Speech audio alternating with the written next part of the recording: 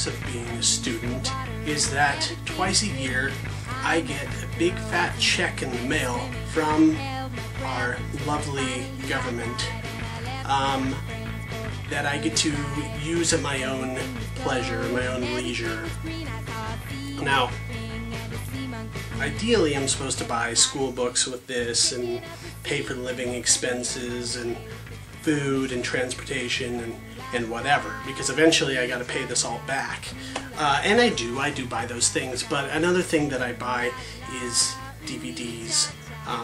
It's kind of like a biannual holiday for me. I have my school change check loan DVD binges, and I have the first week of the fall semester and the first week of the spring semester, and I kind of build up a wish list.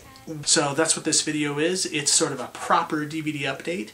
I do the the pawn shop ones because I think they're kind of fun, but this is more your everyday kind of DVD update. So I'm going to show you some of the stuff I bought here recently, some of the new Criterions, as well as just some of the stuff that I kind of picked up on this binge.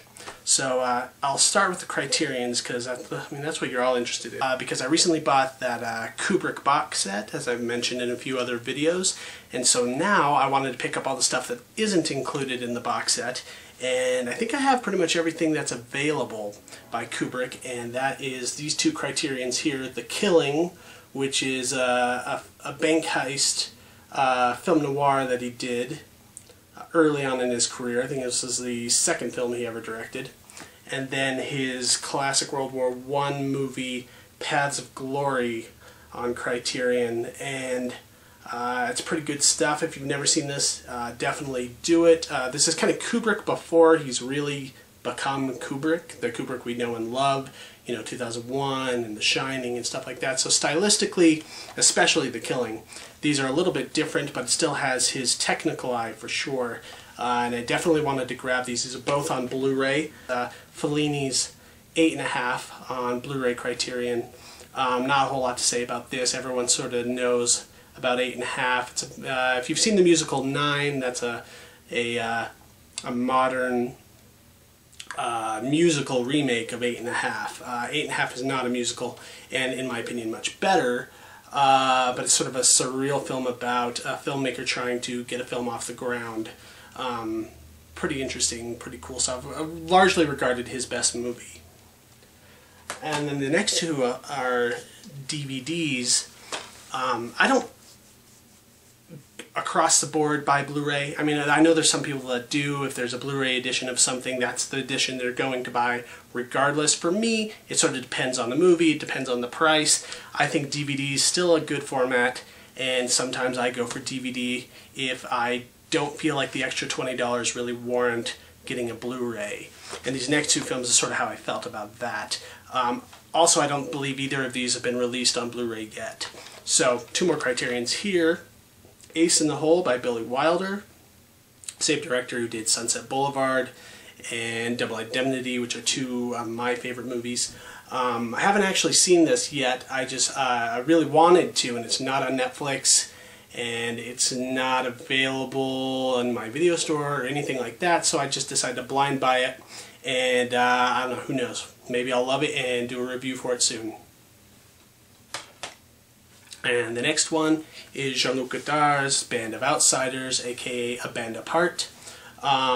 This I have seen. It's a kind of another classic Godard film, like Breathless. I think it came out shortly thereafter, and it's pretty interesting. It's about this girl who kind of goes on this wild adventure with these two troublemakers who are sort of loosely involved with crime. And I don't know if you've ever seen the movie An Education, which was nominated for Best Picture last year. There's a lot of visual references as well as stylistic references to this movie, A Band Apart. So I would definitely check it out if you haven't seen it. It is French. And lastly, in Criterion, actually I just got this in the mail today. I bought it on Amazon with a gift card. And it is the set that I saw somebody else here on YouTube promote, and ever since I was really interested in buying it. And it is this Blu-ray set of America Lost and Found, the BBS story, and it's a collection of well, a bunch of films here, and I'll read off the titles. The King of Marvin Gardens, The Last Picture Show, Drive, He Said, / A Safe Place, 5 EV Pieces, Easy Rider, and Ahead, the film made by the Monkees. Basically, the theme of this box set is late 60s films that came out that sort of were part of that transitory period between the old Hollywood and the new Hollywood, the films that kind of came out of the, I guess you would call it the counterculture movement that set up what would become 70s filmmaking, which is one of my favorite decades. So I'm really interested in seeing all the films in there that I haven't and rewatching the ones I have. And it's nice to have some of these movies on Blu-ray that have never been on Blu-ray before, such as Easy Rider and Last Picture Show. So that's all I got for Criterion, and the rest of these here that I'm going to show are DVD or regular DVD. First I went to a CD warehouse type store. It's a used CD music kind of store. It has a lot of DVDs as well, both for rent and to buy.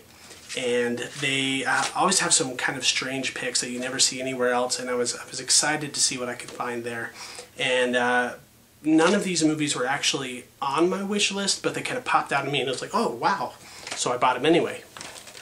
And I bought Flight of the Navigator, which is kind of an old favorite of mine from when I was a kid.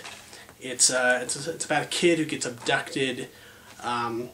Came out in the 80s. It's kind of a post-Spielberg kind of feel sort of movie. Not directed by Spielberg, but definitely had that sort of E.T.-ish influence. But it's about this kid who was abducted and brought back to Earth 8 years later. He hasn't aged, his whole family has. And it might be even more than that. It might even be like 15 years or something like that. And then later this alien or spaceship kind of comes down and picks him up again to explain what happened and sort of set everything right. And I remember when I was a kid, the whole idea of him like coming back and his whole family is aged and he doesn't understand what's going on because that whole period of time didn't happen for him. I found that really kind of weirdly chilling and disturbing when I was a kid. Now the movie is very much a kid's movie and it's largely a happy film. Paul Rubens does the voice of the alien craft, and an early performance by Sarah Jessica Parker as a NASA, I guess, secretary or nurse or something like that.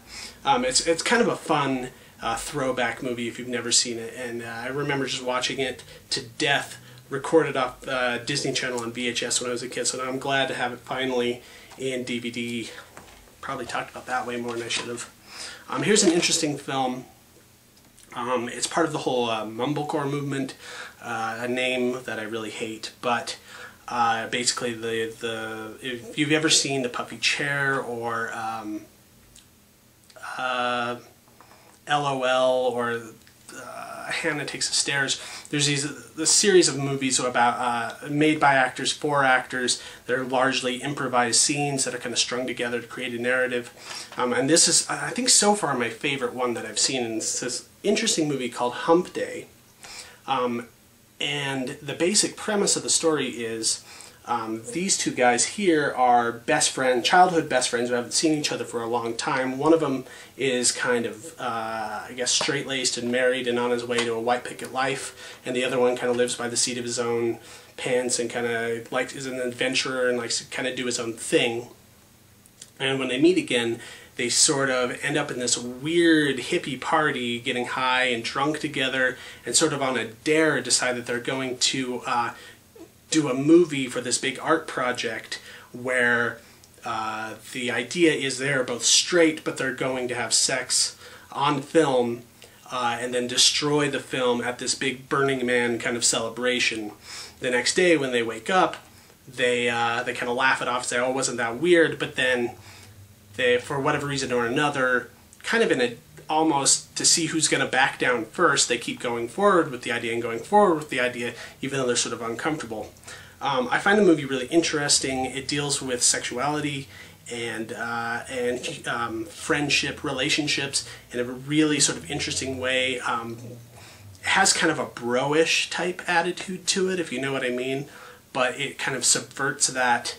And as far as movies on the subject, I think it's vastly more interesting than the so-called LBGT cinema that you usually see.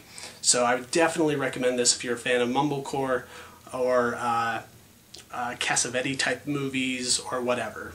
I like this one a lot. Here's another movie that I picked up that I'm a big fan of, but I just never saw.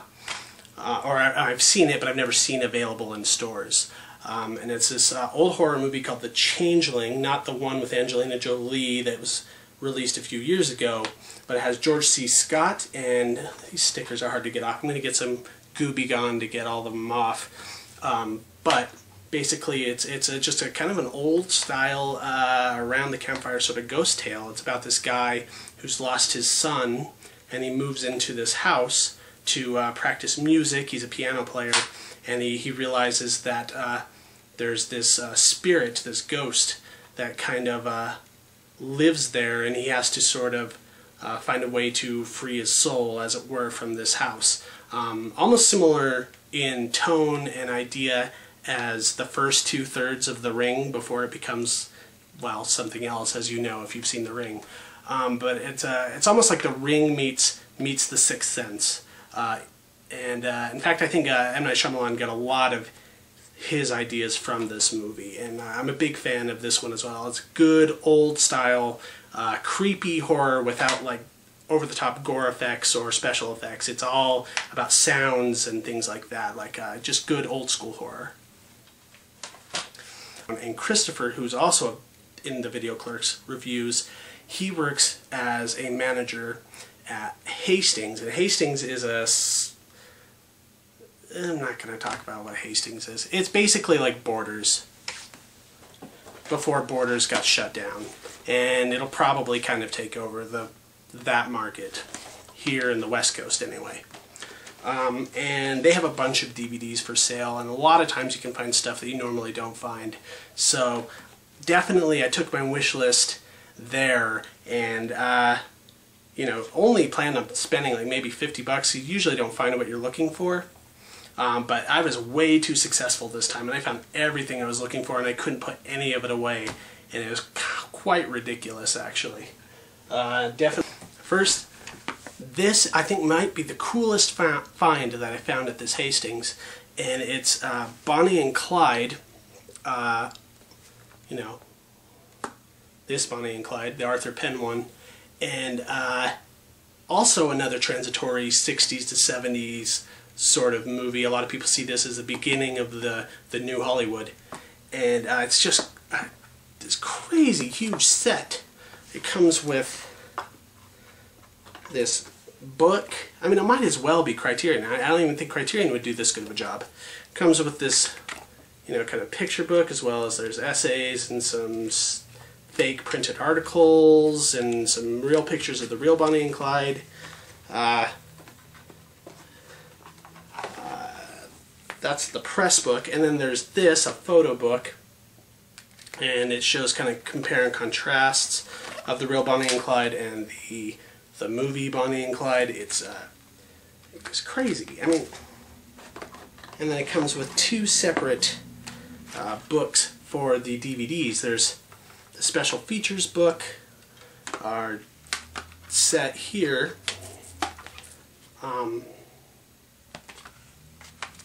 And then the film itself, the movie. I mean, just look at all of this stuff. And I paid $14.99 for all of it because it was used. I don't know who set that price. I'm sure it's worth more than that. But really cool. I mean, I've never seen this set before. I didn't even know it existed. I'd seen Bonnie and Clyde on DVD, kind of a cheapo DVD everywhere. But I'm really glad that I waited and found this instead.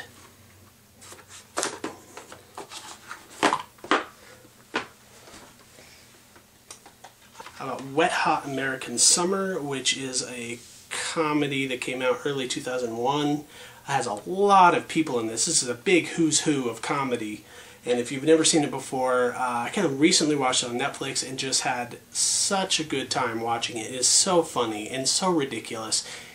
You know, I kind of went into it thinking, oh, this is like a Dazed and Confused type of nostalgia, 70s, blah, blah, early 80s, blah, blah, blah. No, it's nothing like that. This is just pure throw everything at the wall kind of comedy. And it's just, you know, it's almost like a Harold and Kumar White Castle sort of. It takes a joke, it's to the point in which you think it's going to end, and then keeps going with it and takes it even more ridiculous. And it's a big ensemble, includes Paul Rudd and Janine Garofalo. I'll just read the names off. Janine Garofalo, Molly Shannon, Michael Showalter, Amy Poehler, Elizabeth Banks, and there's even Bradley Cooper and a bunch of people in this movie before they really hit what they're known for now. It's really interesting and really funny. I would definitely say watch this. I mean, you have to be a certain kind of fan of this type of comedy. If you're not into ridiculous or slapsticky type stuff, it might not be for you, but I think it's really a non-stop kind of laugh sort of movie. Next I bought Hannah and Her Sisters, which is a famous Woody Allen movie. Big Woody Allen fan, especially of his earlier stuff. And this is, in some ways, I think maybe his best film. It's sort of almost like it takes the best elements from Manhattan and Annie Hall and that kind of stuff, and then it really sort of, he takes all the things he's sort of well known for, his neurotic characters, his humor, his way he deals with relationships and infidelity and all of these things, and kind of take all of these ideas that he's always focused on and sort of congeals it in this one film. I mean, I'd almost say if you've never seen a Woody Allen film before, if you were only going to see one in your life, this should be the one you see. This or Annie Hall. It's a toss-up, but I really like this movie a lot. Hannah and Her Sisters. This is a movie that I really liked a lot, but I wanted to wait until I could find it on Blu-ray because I think it's one of those movies that is going to benefit a lot from the Blu-ray treatment because the cinematography is so beautiful. We reviewed it on Videoclerks last year or whatever, and I like it a lot. It's called Never Let Me Go. It just came out late last year, December, something like that. It has Carey Mulligan, Andrew Garfield, and Keira Knightley. It's sort of a science fiction film about these clone kids. If you've seen Michael Bay's The Island, it's very similar in theme, just done better, done with style, done with actual substance, and without explosions. It's a really tragic, kind of heart-wrenching movie, and it's based upon a book. A lot of people say the book's better. I've never read it, so I don't have that bias. I think this is a wonderful movie and a very underlooked movie, and it's directed by Mark Romanek, who also did 1 Hour Photo, which I'm also a huge fan of, as well as his music video career before that. And he's definitely a wonderful new filmmaker, and I like this movie. Alright, this is a movie I saw a few months ago, and I just thought, oh my god, this is just insane. It's just an insane film. You cannot predict from one scene to another what's going to happen all the way through. And it's called Bronson. It's directed by Nicholas Winding Refn, who will be doing the movie Drive that comes out here soon, and it'll probably be the first time a lot of Americans see his work. But I hope that he gets the recognition he deserves because he's a wonderful director. There's a lot of callbacks to Clockwork Orange in this movie in sort of a Kubrickian style, but it's just an anarchic, crazy movie starring Tom Hardy, who will be playing Bane, was also in Inception as the British spy. Great movie, just balls to the wall, crazy, insane movie. I just can't talk enough. It's Network. One of my favorite movies from the 70s, as well as just one of my favorite screenplays of all time. Paddy Chayefsky wrote this. It's directed by Sidney Lumet, the recently late Sidney Lumet, and I think this is by far his best film. It's one of those movies you can watch 100 times and always find new things. It's really prescient, as they say. It kind of talks about media and news and storytelling in ways that we didn't even come to realize till years later. Basically, he predicted in this movie, in almost a weird science fiction-y sort of way, predicted that the direction that news has now gone, with the Fox Newses and the MSNBCs and punditry and that kind of stuff, political squabbling instead of actual news telling, and trying to grab audiences rather than just, delivering the information. That was all predicted in this movie that came out, I want to say, 76. And as far as I'm concerned, this should have won that Best Picture that year. I think it's just one of the all-time best movies of all time. Alright, well, that is my video. It's a little long, I'm sorry. Hope that you enjoyed it. And if you want to leave any comments, if you have anything to say about any of the DVDs I bought, or any suggestions for other ones I should buy based upon what you've seen here, go ahead and leave them. Always video responses are welcome. And don't forget to check us out next week. We're going to have a new show for you, 4 new reviews, including a review for Fright Night, which I know is coming a little bit late as far as our theater stuff goes. But it doesn't look like me and Chris are going to be able to get out to the theater this weekend. I'm busy with school, he's busy with work, and it's better than nothing. So there you go. Hope to talk to all of you later.